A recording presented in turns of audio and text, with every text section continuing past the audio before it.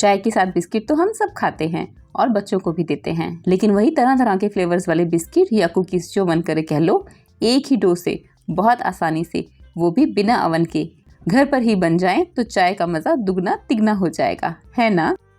हाय हॉटीज, मैं हूं सुजाता और आपका स्वागत है ट्राइड एंड टेस्टेड रेसिपीज के साथ रियलिटी किचन में। लेकिन रेसिपी में आगे बढ़ने से पहले अगर आप मेरे चैनल पर नए हैं तो चैनल को सब्सक्राइब करना बिल्कुल नहीं भूलना और न्यू रेसिपीज के नोटिफिकेशंस के लिए बेल आइकन जरूर दबाना। इंग्रेडिएंट्स लिस्ट पर नजर डालकर हमेशा की तरह इंपॉर्टेंट टिप्स के साथ स्टार्ट करते हैं। बेकिंग में सभी चीजें हमें रूम टेम्परेचर पर लेनी चाहिए जब तक कि रेसिपी की स्पेसिफिक डिमांड ना हो। तो मैंने ये बटर लिया है, मेल्टेड नहीं है, सॉफ्ट है, और ये पाउडर्ड शुगर ली है। घर की ही नॉर्मल व्हाइट वाली चीनी है जिसको मैंने मिक्सी में बारीक पीस लिया है और अच्छे से छान लिया है। बटर शुगर में मिलकर एकदम लाइट, एयरी एंड फ्लफी हो जाएगा और तब तक ही हमें इसे मिक्स करते रहना है।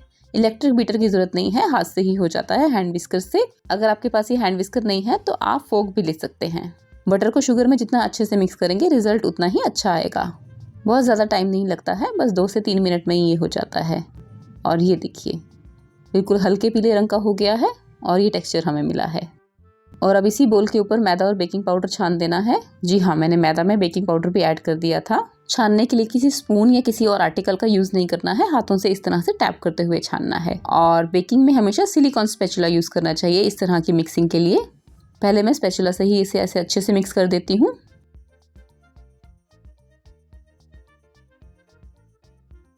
इसके बाद एक स्टेज पर हमें लगता है कि स्पैचुला की जरूरत नहीं है तो हम इसे हाथ से अच्छे से मिक्स करेंगे। सिर्फ हाथों की फिंगर्स को यूज करना है, हथेली को यूज नहीं करना है जब तक ये डो कंबाइंड हो जाए। इस स्टेज पर मुझे लग रहा है कि ये डो कंबाइंड हो गया है, ये देखिए। लेकिन अभी और ये गूंदा नहीं जा रहा है तो मैं इसमें 1 टेबलस्पून मिल्क ऐड कर रही हूँ। आपकी रेसिपी में हो सकता है 1 से 2 टेबलस्पून भी मिल्क लग सकता है या फिर उससे भी कम, क्योंकि डिपेंड करता है हमारे इंग्रेडिएंट्स की क्वालिटी और जिस जगह पर हम रह रहे हैं वहाँ की वेदर कंडीशंस पर। और बस 2 मिनट ही लगते हैं, ये डो अच्छे से बन जाता है। एकदम सॉफ्ट डो बनाना है, बोल और हाथ एकदम क्लीन हो जाने चाहिए। यहाँ पे आप नोटिस कर सकते हैं कि डो को गूंथते गूंथते बोल और हाथ दोनों ही क्लीन हो गए हैं। और अब हम इसे इक्वल 5 पार्ट्स में डिवाइड कर लेते हैं। और अगर आप मेरे बताए गए सिर्फ एक ही फ्लेवर्स में ये सारे कुकीज़ बना रहे हैं तो 5 पार्ट्स में डो को डिवाइड करने की ज़रूरत ही नहीं है। और अब मैं डो का एक पार्ट ले रही हूँ, किचन प्लेटफॉर्म पे इस तरह से स्प्रेड कर दिया है और इसमें चॉप्ड कैश्यूज एंड पिस्ताचूज भी ऐड कर दिए हैं। अच्छे से इन चीज़ों को मिक्स करना है। और अगर आप गर्मी के सीज़न में ये काम पंखे के नीचे कर रहे हैं तो डो ड्राई हो जाता है और आपको हो सकता है 1 टीस्पून मिल्क और ऐड करने की ज़रूरत पड़े, नहीं तो डो में मॉइस्चर कम होने की वजह से ये कंबाइंड नहीं होगा। चॉप्ड पिस्ता एंड काजू की क्वांटिटी मैंने अपने टेस्ट के हिसाब से ली है, आप चाहें तो उसे कम या ज़्यादा कर सकते हैं।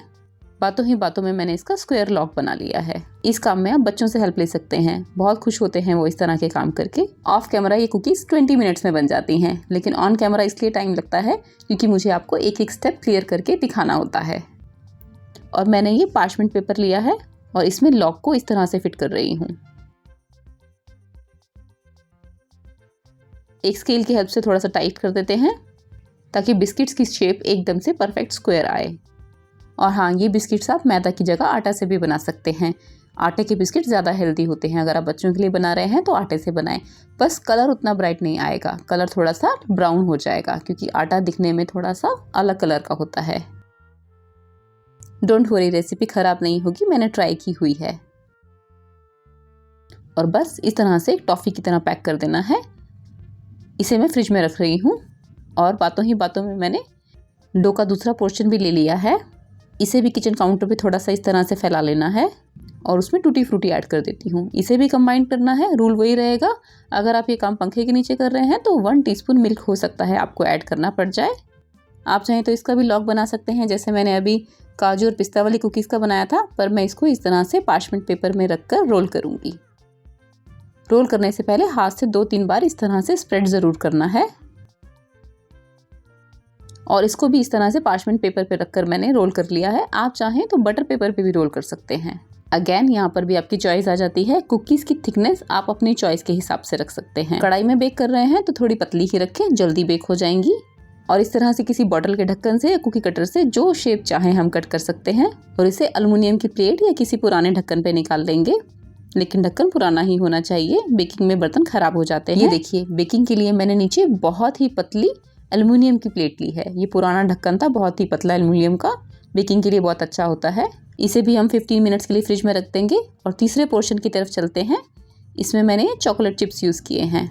ये चॉकलेट चिप्स दिखने में थोड़ा बड़े हैं, मार्केट में नहीं मिलेंगे आपको, ये मैंने घर पर ही बनाए हैं।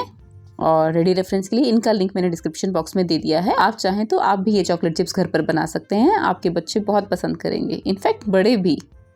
और बस इस तरह से ये चॉकलेट चिप्स कुकीज़ भी मैंने तैयार कर ली हैं। और ये मेरी फेवरेट मार्बल कुकीज़ कह लो, स्विस रोल कुकीज़ कह लो, या जो भी और नेक्स्ट पोर्शन डो को भी मैंने हाफ पोर्शन में कर लिया है, जिसके एक पोर्शन में मैंने कोका पाउडर ऐड किया है। कोका पाउडर थोड़ा ड्राई होता है और डो में अच्छे से मिक्स हो जाए उसके लिए मैंने थोड़ा सा मिल्क भी ऐड किया है। बस अच्छे से मिक्स कर देंगे और ये चॉकलेटी डो तैयार है।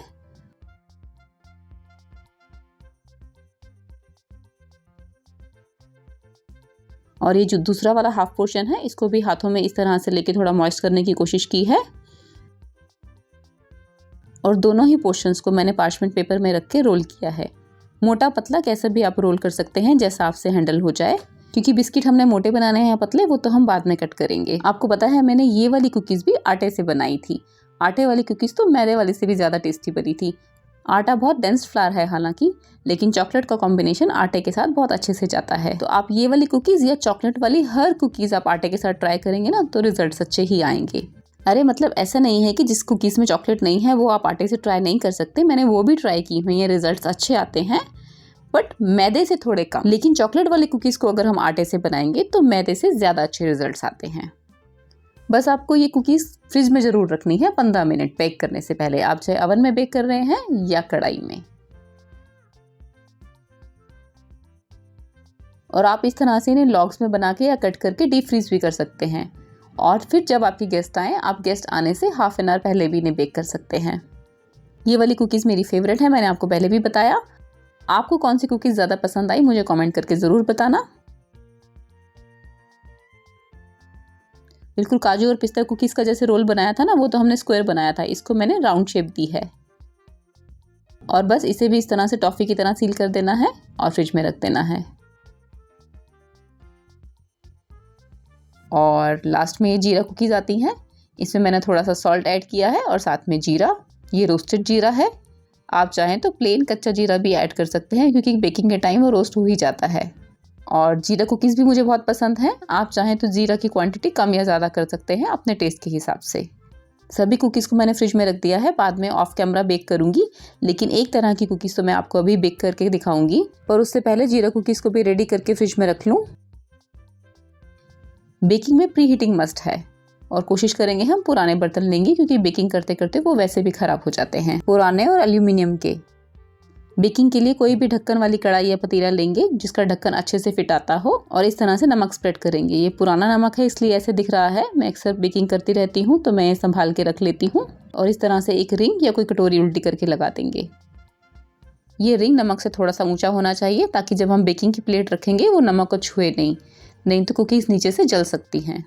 हीट एस्केप ना हो तो मैंने इस होल को भी आटे से बंद कर दिया है और अच्छे से कवर कर पाने वाले ढक्कन से ढककर 10 मिनट्स के लिए मीडियम टू हाई हीट पर प्री हीट करेंगे। और अब कढ़ाई प्री हीट हो चुकी है और ये देखिए ये कुकीज़ मैंने फ्रिज से निकाल ली हैं। एक बार दिखा देती हूँ आपको, एकदम हार्ड डिस्क की तरह लग रही हैं, है ना। अब इसको बहुत ही केयरफुली इस कढ़ाई में रखेंगे। कढ़ाई प्री हीट हो गई है बहुत ही अच्छे से।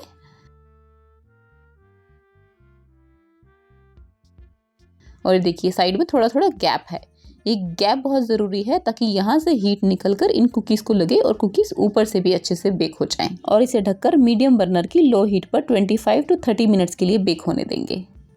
देखिए बेकिंग के बाद और कुकीज़ बेक हो गई हैं। एक बार मैं आपको नीचे से भी चेक करा देती हूँ। कुकीज़ की साइड्स में अगर ये ब्राउन कलर आने लग जाए तो समझ लेना कुकीज़ बेक हो गई हैं। फिर भी आपको मैं नीचे से एक बार दिखा देती हूँ।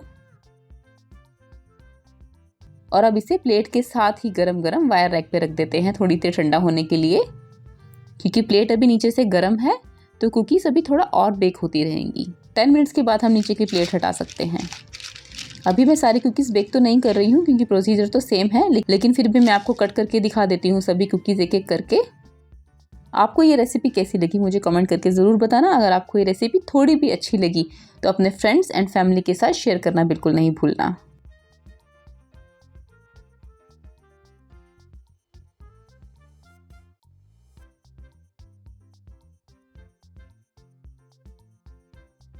इन कुकीज़ को वायर रैक पे रूम टेम्परेचर पे ही अच्छे से ठंडा होने के बाद ही एयर टाइट कंटेनर में आप रूम टेम्परेचर पे ही 10 डेज तक के लिए स्टोर कर सकते हैं। और मैंने ये ऑफ कैमरा सभी कुकीज़ तैयार कर ली थी। टूटी फ्रूटी, चॉकलेट चिप्स, काजू पिस्ता, जीरा एंड ये मार्बल कुकीज़। इसमें से मार्बल कुकीज़ मेरी फेवरेट हैं। आपकी फेवरेट कौन सी है मुझे कमेंट करके ज़रूर बताना। मैं आपको तोड़ के भी दिखा देती हूँ ये कैसे दिखती हैं। ऐसे ही बिल्कुल आसान तरीके से ये मेरी कुछ रीसेंट एगलेस कुकीज़ हैं। नान खताई, आटा नान खताई, पंजीरी कुकीज़, कोकोनट कुकीज़ आटे से और गुड़ से बनी हुई। रेडी रेफरेंस के लिए इन सभी कुकीज़ का लिंक मैंने नीचे डिस्क्रिप्शन बॉक्स में दे दिया है, आपको ज़रूर पसंद आएंगी।